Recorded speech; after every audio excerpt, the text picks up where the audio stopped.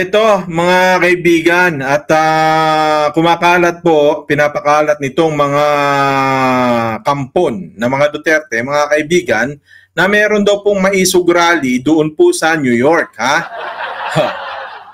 So, inaangkin po nila ito mga kaibigan at syempre, tagtaasan ng kilay po nitong mga Filipino film community dyan po sa United States of A. Particularly po yung mga nag-organize din itong naturang event dyan po sa New York City. Dahil ito po talaga ay intended for the celebration of Independence Day. No? So kung gusto niyo pong mapanood yung full video po talaga niyan ng Independence Day celebration dyan sa New York, makikita niyo po yung link sa description section. No? By the way, ito pong maliit na contingent nitong ibang Filipino group dyan po sa New York, sumali po, nakisali po sila. No? Pero hindi po nangangahulugan na yung buong celebration po na yan dyan sa New York ay sila po ang nag-organisa at ika nga ay nakikisimpatya para po isulong ang kanilang pansariling mga interes. Diba? So nagtaasa ng kilay ng mga nasa New York, diba? So sabi ngayon ng mga puti, sabi sa mga film diyan. Oh my God, sabi gano'n, di ba? Oo. Ano ba? Nandali, hindi kasi ako marunong mag-ano syempre, di ba? Ito kasi yung mga kaibigan, nagtaasa ng kilay ng mga Filipino community. Kasi nagulat sila. Ay celebration mga kaibigan, noong Independence Day dyan sa New York, ay bigla nilang binigyan ng ganitong klaseng tema ng kampanya. Di ba? Can you just imagine mga kaibigan, no? Meron pong lumabas where in fact mga kaibigan, ito daw po ay napabalita mga kaibigan na inorganisa po ng mga Filipino community dyan. At sabi po ng mga nandyan po sa New York, sabi maisog, misrepresented its New York rally. Di ba? Nakiano po sila dyan parang ang tawag nun, yung nag-gate crash po ito mga kaibigan, nag-gate crash sila, tapos nang agaw po ng eksena. Kaya nga sabi ng ibang mga Pilipino dyan, shame on maisog for attempting to inflate their negligible present at the annual Philippine Independence Day parade in New York City noong June 2 po ito, with all the finesse of a toddler claiming they painted the Mona Lisa, maisog and their few supporters draped in green t-shirts. Serenade the crowd with Pilipinas kung mahal and bestow the soap box moment upon former Marcos mouthpiece attorney Vic Rodriguez. So ang nagpakana po niyan, itong tropa ni Vic Rodriguez po dyan sa New York mga kaibigan. Nag-isip bata po sila na mga agaw sila ng eksena. Siyempre mga kaibigan, dahil nasa New York sila, nasa Amerika, dahil Pilipino din mga ito, nirepresent po nila ay Pilipino group, hindi po Duterte. Di ba? Ginawa po kasi nitong grupo na ito mga kaibigan na politically motivated yung celebration ng Independence Day, nakakahiya.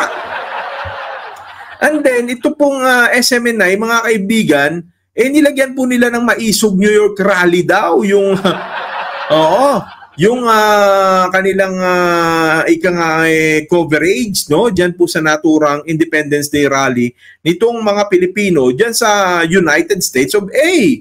But in reality, yung maisog band of very few shuffled along the parade route organized by a non-profit Filipino-American Council. Gumamit sila mga kaibigan ng kumbaga parang siguro organisasyon o foundation, ginamit nila mga kaibigan para isino-showcase po ng grupo na yon dapat yung Filipino culture at hindi daw po yung political posturing katulad po ng pagdadala nila ng Sara Duterte supporters. Di ba? So nangaagaw po sila mga kaibigan ng eksena, ng agaw po itong mga ito ng eksena, nakakahiya my friends. Di ba? Pagdating sa SMNI, yan po ay kanilang magnify, di ba? Na magnify po nila yan as their own rally, as Maisog Rally. Kita nyo hakbang Maisog Rally New York. Tapos Sara Duterte supporters, mga kaibigan. Di ba mga walang hiya, mga kaibigan? Isipin mo yon, you are representing the whole of the country, then later on, lalagyan mo ng ganitong klaseng mga pangalan. How are they, di ba, how are they really, tawag yan? Important dyan sa ganyang celebration, mga kaibigan, because Independence Day, ginampanan po yan ng mga matatapang nating mga bayani. Diba? Ng ating mga matatapang na katipunero. Bakit nandiyan si Sara Duterte? Kaya, well, anyway, sa mga makakapanood po nito, bigyan nyo po ng sampal, na mag-asawang sampal, itong mga grupo po ng DDS na ito na hindi po nahihiya. Can you just imagine that? Puro pangangampanya po Kita nyo yan? Ultimong po humarap yung tatay niya sa piskalya, meron pong protect Sara Duterte. Lahat po ng ginawa ng Sara Duterte na ito, mga kaibigan, puro pangangampanya. Di ba? Campaign mode, lahat, pati sa school, lahat, puro campaign mode po itong taong ito. Di ba? And yet, tingnan nyo po anong nangyayari sa bansa natin. Kung kayo, mga kaibigan,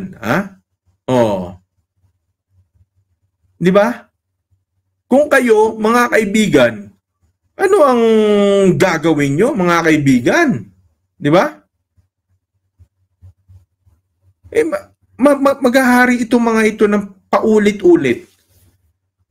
Isipin nyo yun, sa tingin nyo ba, mga kaibigan, gagalaw itong mga ito ng walang bas-bas? Diyan sa kung sino man yung pangalang binabandera nila? Di ba? Kaya ako, iniisip ko, mga kaibigan, yan yung sinasabi ko sa inyo, sinasabi ng aking puting panty, na ang susunod na presidente, malaking tsansa na si Sara Duterte, mga kaibigan. Di ba? Ano sinasabi ko sa inyo? Kaya ito, pag hindi pa kumilos itong mga sambayan ng Pilipino na to, talagang gagaguhin tayo ng gagaguhin ng mga politiko na to. Di ba? Gagaguhin tayo ng gagaguhin ng mga yan. Going back dun sa main issue, meron pa rin silang SMNI. Nagagamit pa rin po nila ito, mga kaibigan, sa kanilang mga propaganda. Isipin nyo saan galing yung mga perang pinang-mobilize na mga ito. Samantalang tayo, mga kaibigan, tayo nasa tama tayong landas. Hirap nga tayong kumalap ng pondo para sa atin Di ba? Yung mga tingnan nyo, tayong mga gusto nating mag-volunteer sa mga rally, hirap tayo, mga sariling pera nga natin nilalabas natin dyan. Pero ito mga ito, mga hindi naghihirap, my friends. Despite, mga kaibigan, nitong, di ba? Nung nangyayari sa ating bansa, yung kahirapan, di ba? Despite ng pangyayari sa ating bansa, itong mga to parang walang nararamdamang hirap sa buhay. Funded, tingnan mo, ultimong yung mga damit, my friends, di ba? Hindi po kikilos itong mga ito, mga kaibigan, kung wala pong nagmo-mobilize. Pati po dito sa Pilipinas, may mga mobility sila. Di ba? Pero dito sa Pilipinas, hindi sila makahakot. Nung katulad nung nahahakot ni Leni Robredo, wala silang ganun. Di ba? Pero bottom line, meron pa rin silang presence.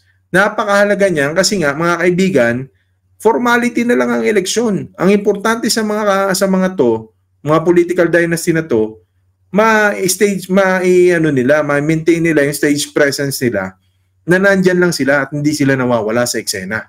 So, ibig sabihin, formality na lang yung eleksyon at ang pinangangambahan natin, kontrolado pa rin naman nila ang makina kung sino ang pwedeng lumabas na papanalunin nila sa halalan. Anyway, ang mga Pilipino, kung hindi kikilos at magpapabaya dito, ganito ng ganito mangyayari. Puro propaganda, puro pangaagaw, credit grab, lahat ng klase ng pamumulitika na lang hanggang sa matapos tong kasaysayan ng bansa natin. Mabubusog lang tayo sa pamumulitika nila, sa propaganda nila, pero naghihirap ang ating mahal na inang bayan. Anyway, hindi mo kailangan maging dilawan, maging pinklawan o kung ano pa mang kulay sa politika para lang mamulat ka sa katotohanan na ito yung nang lilimahid na katotohanan sa ating inang bayan. 'Di ba? Oh, despite na mayroong threat ang China, ito mga ito patuloy sa kanilang mga black propaganda, patuloy sa kanilang mga self-propaganda, 'di ba? Kaya sana itong mga taong ito magising. At sana yung mga taong naniniwala sa mga ito, kayo na mismo kumilos at gumawa ng paraan at tumakbo ng hakbang para mapigilan natin na manatili sa ganitong klaseng nakakapanlumot, nakakapanlimahid na kalagayan itong ating inang bayan. Di ba? Well, anyway, mga kaibigan, ako po ay syempre may sarili namang opinion at pananaw. Yung sa inyo naman po mga kaibigan, pwede nyo pong i-comment dyan, di ba?